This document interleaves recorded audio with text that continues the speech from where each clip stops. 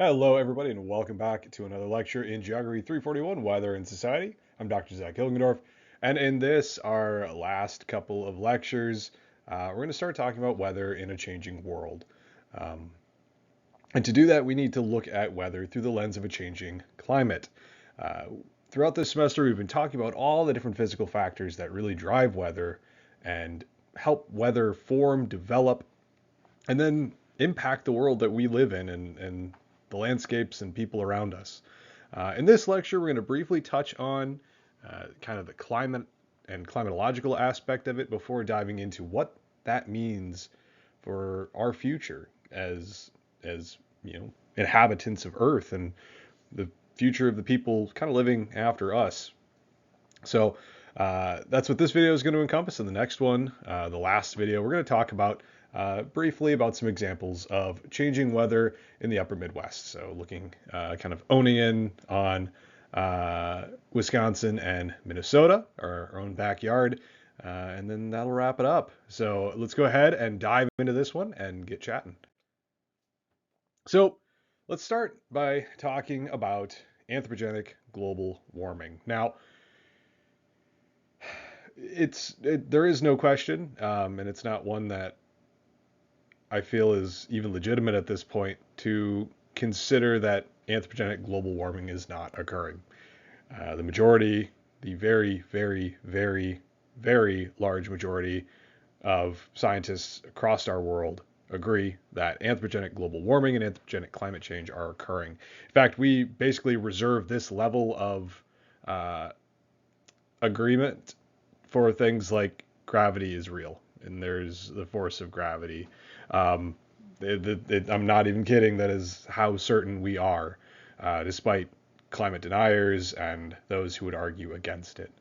Um, but you need to look at it through a certain lens. Now, given the tremendous size and of our world, and the fact that our world is mostly water, we learned that things like specific heat, it takes more energy to warm water up. It takes longer for that to cool down. Usually we see that as things like continental and maritime effects. We talked about that briefly when we looked at patterns of weather across the world. So given that tremendous size and the heat capacity of our global oceans, it takes a massive amount of heat energy to raise Earth's annual yearly surface temperature even just a fraction of an amount. The roughly 1 degree increase in global surface temperatures that have occurred since the pre-industrial era, so sometime around 1880 to 1900, might seem small, insignificant even, but it means that a significant increase in accumulated heat has been observed. That extra heat is driving regional and seasonal temperature extremes, reducing snow cover and sea ice, intensifying rainfall, and changing habitat ranges for plants and animals, expanding some and shrinking others. Now, where does this come from? Well, the majority of this warming can be attributed to, well, things like burning fossil fuels. If we look at the kind of energy budget within our planet, it has to be balanced. There's gets into some of the laws of thermodynamics that we're not going to dive into in this course. But to understand that that balance has to happen, well, if you're got energy coming in, it should be balanced by energy going out. And it is. It has to be. Thermodynamic equilibrium is a thing. But what we're doing here in is adding energy or adding mechanisms for that energy to be retained in the form of greenhouse gases. Now, the prominent greenhouse gases that you might be familiar with are things like carbon dioxide, methane, and water vapor. Now, that should go with a certain disclaimer. Now, the greenhouse effect by its own is not a bad thing. In fact, we wouldn't be able to inhabit Earth if the greenhouse effect wasn't a, a thing that happened here. Because what it does is it allows Earth to warm and be more hospitable in the lower portions of the atmosphere. If we think of the density of mass within our atmosphere, it's concentrated near the lower portions of our atmosphere and then diffuses as you go out, up into the or up in altitude and out into the atmosphere further. Now, what we're doing is adding more carbon dioxide, methane, and water vapor. Those are some of the dominant ones to the lower portions of our atmosphere, the lower portions of the troposphere. Um, and what that's doing is it's increasing the retention of heat in the lower portions of our atmosphere. Now, if we were to see this warming happening throughout the entire atmosphere, then we could attribute it to something like a solar flare or some type of external driven warming, but that's not happening. We're seeing it located, well, where we live in the troposphere, the lowest portions, where human inhabitants is primary. We're not living somewhere up in the stratosphere or the ionosphere. No, we're living in the troposphere, and that's where we're emitting pollution. Um, and that's where we're seeing the most warming, because that's able to absorb, those greenhouse gases can absorb that insolation, that incoming solar radiation, or that emitted long wave radiation from the Earth. It's able to retain that heat instead of it going and being lost out into the atmosphere. Now, according to the 2022 Global Climate Report from the National Oceanic and Atmospheric Administration's National Centers for Environmental Information, we've talked about all these in acronyms before, every month in 2022 ranked among the 10 warmest for that month, despite the cooling influence that the dominant La Nina climate pattern had in the tropical Pacific. The coolest month was November, which was still 3/4 of a degree Celsius warmer than average. The year was the 6th warmest year since global records began in 1880 at 0.86 degrees Celsius above the 20th century averages of 13.9 degrees Celsius. This value is about 0.13 degrees Celsius less than the record set in 2016. And it's only 0.02 degrees Celsius higher than last year, or the previous year, 2021 value, which now ranks as the 7th highest. The 10 warmest years in the 143-year record have all occurred since 2010, with the last 9 years, 2014 to 2022, ranking as the 9 warmest years on record. The amount of future warming Earth will experience depends on how much carbon dioxide and other greenhouse gases we emit in the coming decades. Today, our activities, burning fossil fuels and clearing forests, adds about 11 billion metric tons of carbon, equivalent to little over 40 billion metric tons of carbon dioxide to the atmosphere each year. Because that is more carbon than the natural processes can remove, atmospheric carbon dioxide increases each year. So how do we know anthropogenic global warming is happening? Well, a few different ways. Instrumental records of air temperature and instrumental records of ocean temperature. Now, here we can see ocean temperature plots, 3 different ones here. We can see 0 to 100 meters down into the water column, 0 to 700 meters down into the water column, and 0 to 2,000 meters or 2 kilometers down into the water column. So what we're looking at here are average temperatures throughout the year at 3 different bulk averaged depths. Now, the really interesting and alarming thing here is that if we look at 0 to 100 meters, the mean temperature anomaly, it's increasing, right? Since roughly the late 1970s, we've seen a dramatic increase in that uppermost sea surface temperature, which is doing things like fueling tropical cyclones. If we look 0 to 700 meters down, if we think of that Ekman spiral, right, with way back in the memory banks, where we're thinking about how water is kind of cycling and moving down into the water column and how that mixing is occurring, we're seeing that surface effect is having an effect at water as far as 700 meters down, if we're looking at averages. And we see that down to 2 kilometers of ocean depth.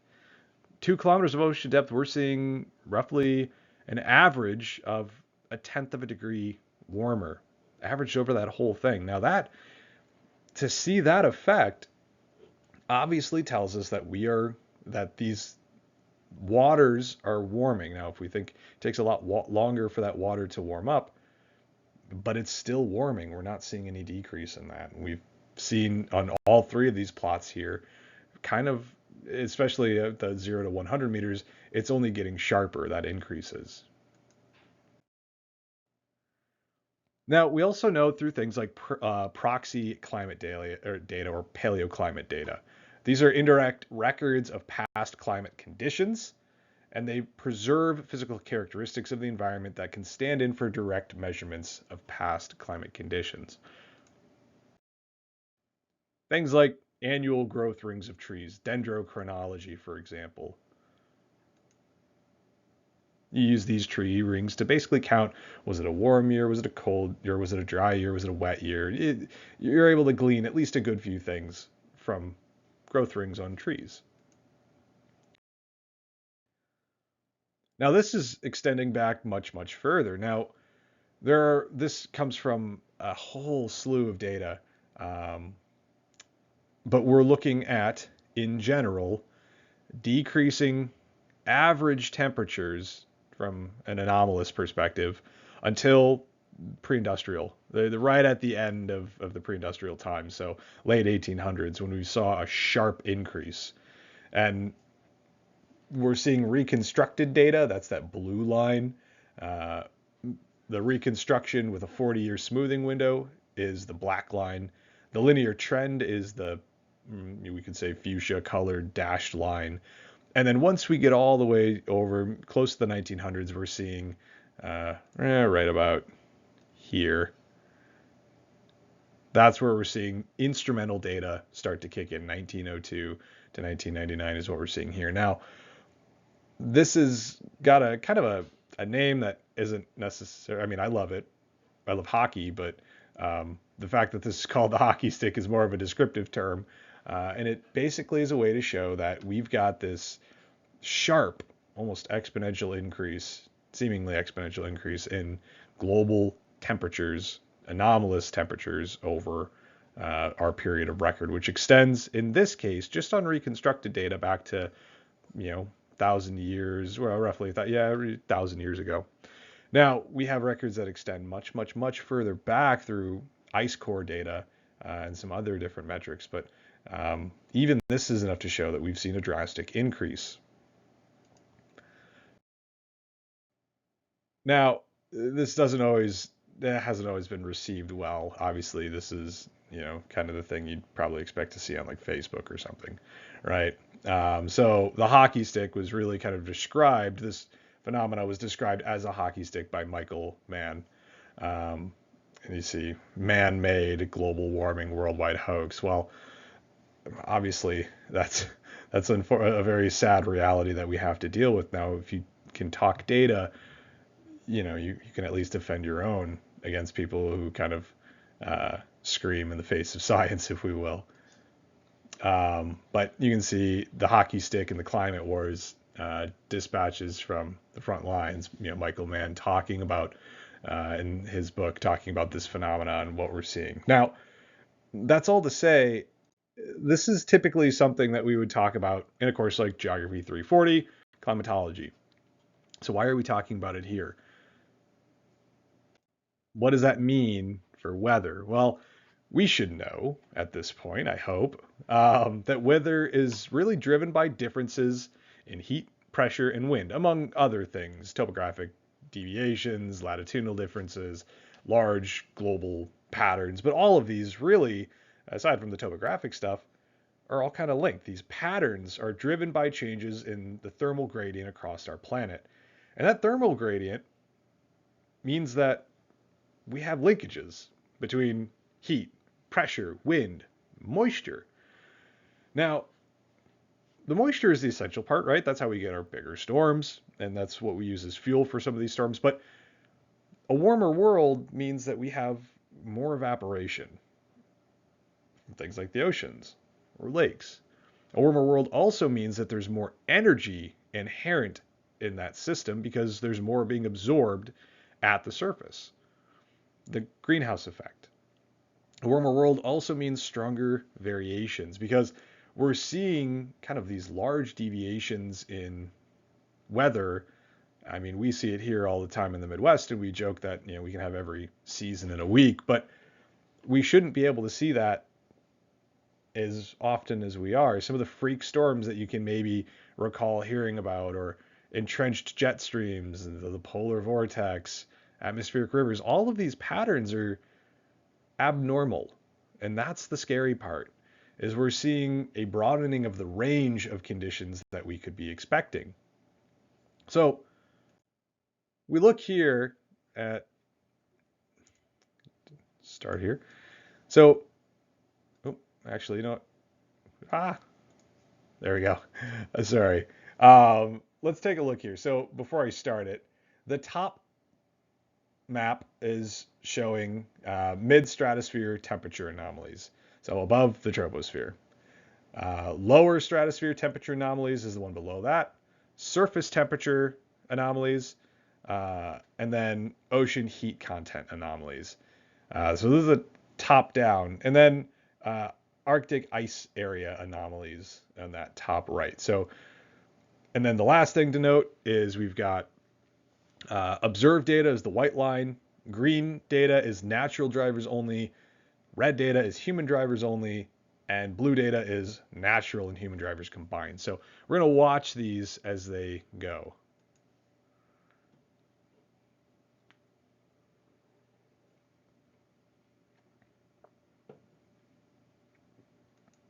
All right, here we're at the year 1900, 1901. So not a whole lot seems to have been happening at this point, but things are going to start changing here pretty rapidly.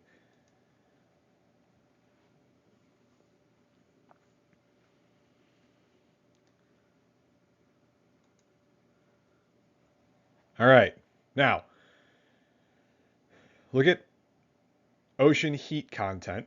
We're starting to see somewhat of a rise in not natural drivers, but human drivers. Notice that we're starting to see a kick towards positive energy within that system, positive heat. Go ahead and continue here.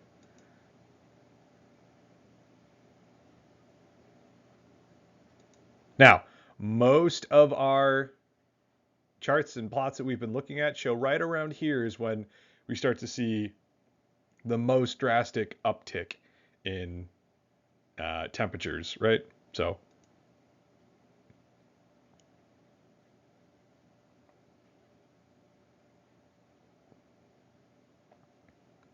now, here we are at the end of our model, 2018 in this version. Hasn't been an updated one since. Now, what do we notice? So mid-stratosphere temperature anomalies have dropped off. Lower stratosphere temperature anomalies have also dropped off. Surface temperature anomalies have increased substantially. And ocean heat content anomalies have increased substantially. And Arctic ice area has dropped off drastically. So we're not seeing consistent heating throughout all, or at least the two layers of the atmosphere that we should be expected to see it in, or two of the many. But stratosphere temperature anomalies have dropped off. Now, surface and ocean content anomalies have drastically skyrocketed, the area of influence within human realms.